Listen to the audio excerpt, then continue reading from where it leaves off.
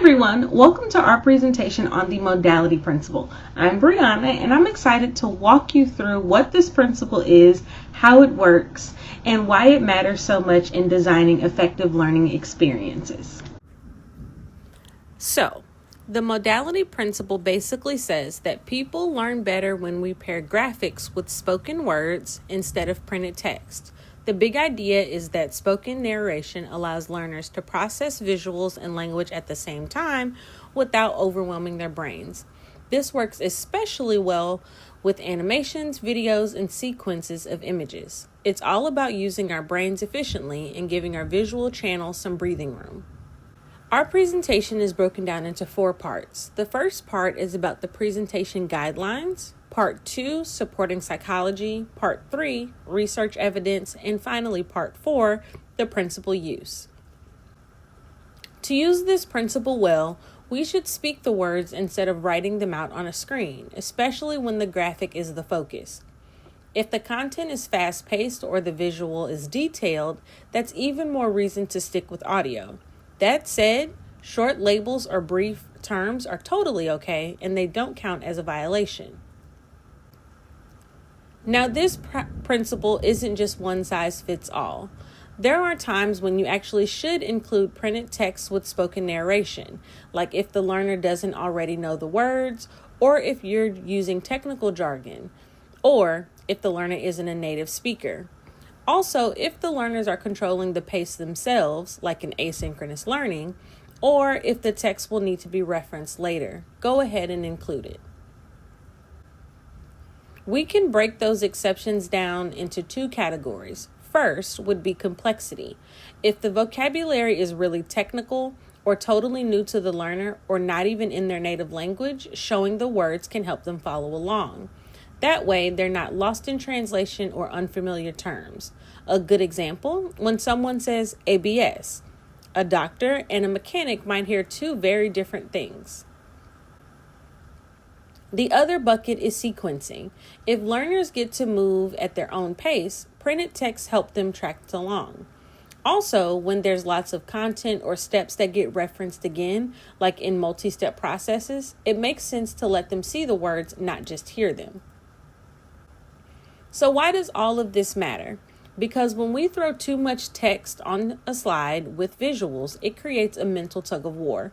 The visual gets overloaded trying to process both at the same time, and the brain ends up doing the extra work just trying to keep up.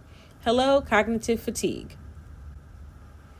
Cognitive theory backs this up. We actually have 2 separate channels in our brains, one for visuals and one for sound.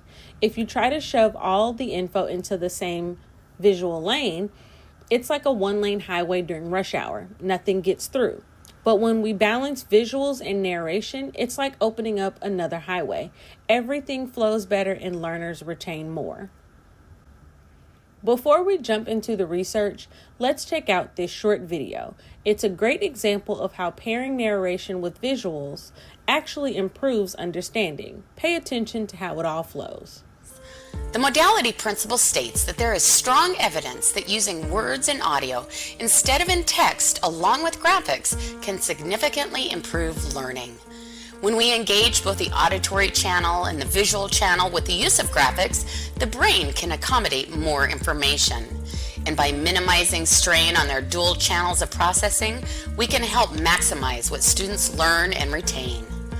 Learners may experience an overload of their pictorial channel when they must simultaneously process graphics and printed words.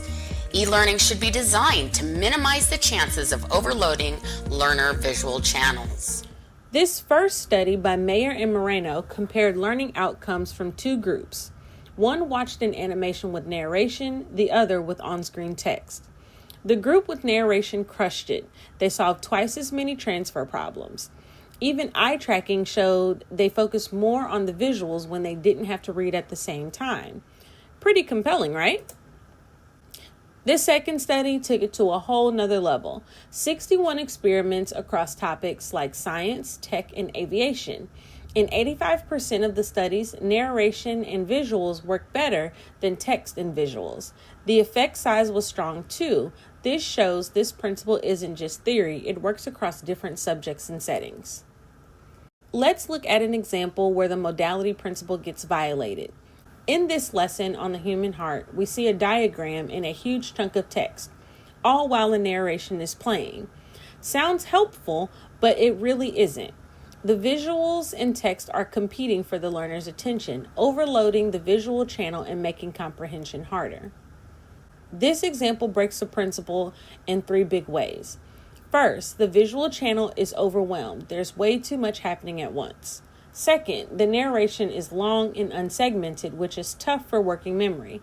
Third, it uses complex vocabulary without any visual support. So learners are trying to decode technical terms while following everything else. No wonder it's hard to retain.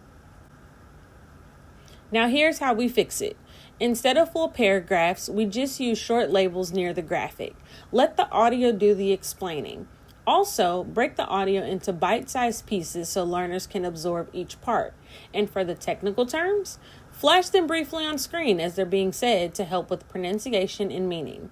That combo helps learners connect the dots in real time. Now, let's check your understanding with a couple of questions. Number 1, why is it problematic to include long, unsegmented audio narration in a lesson? A, learners might prefer reading. B, audio cannot explain technical content effectively. C, it can overwhelm the learner's working memory. Or D, it causes the visual channel to overload. The correct answer would be C. Question 2. What is an effective way to help learners connect pronunciation and the meaning of technical terms? A, repeating the term in audio twice. B, displaying the word while narrating its pronunciation. C, using simpler words in place of technical ones. Or D, providing a printed glossary after the lesson. The correct answer would be A. All right, main takeaways. Pairing narration with graphics is a powerhouse move. There are exceptions. Complexity, language, and pacing can all factor in. The science is real. Using both brain channels boosts learning and cuts down overload. And finally, effective learning matters. The modality principle helps us get there. Thank you so much for tuning in. We hope this helps you think differently about how you present content in digital spaces. Thoughtful design can really change how we learn. See you next time.